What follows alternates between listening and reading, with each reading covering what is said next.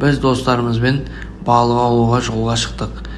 Өзеннің жағасына жетіп, палаткаларымызды, заттарымызды орналастырып жатырмыз. Көріп тұрғандарымыздай ауа райы өте тамаша. Как раз рыбалканың погодасы болып тұр. Рыбалка менің ең сүйікті хоббиім. Бұл жерде жанымыз, душамыз, миымыз демалады ғой. Ал біз дайындықты бастап кеттік. Санчо досым шашлык дайындайын деп мангал жағып жатыр. Ал мына жақта пчеловод сияқты Қуаныш деген досым енді тиісіп қалжыңдап ойнап қоямыз арасында осылай. Ал шашлык та дайын. Өте дәмді болыпты. Шашлыкты жеп алғаннан кейін осылай өзеннің жағасында қармақты салып қойып, миды тынықтырып, табиғатқа қарап, тамсанып, демалып отырмын. Көп күттірмей алғашқы поклевкада болды. Енді кішкентай балық сияқты, бірақ қатты тартқан жоқ, бірақ әлсіз тартып қойды.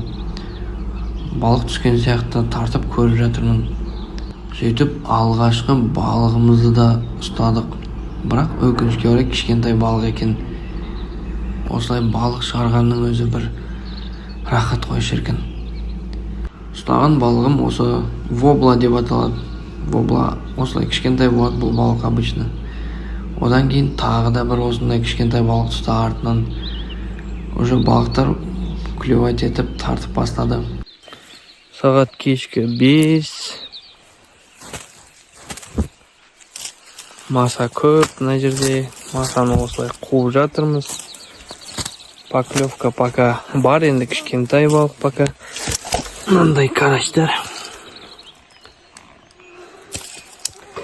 Маса көп өте. Ауа райы тамаша болып тұр. Осылай жүргенімізде кеш батып түнде болды уже. Бұл жердің масасын айта алмаймын.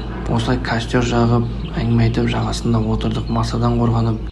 Таңертең тұрып қармақтарымыз қарасақ, осындай балық түсіп тұр екен. Осы жолы көп ұстамадық, бірақ өте жақсы демалыс болды.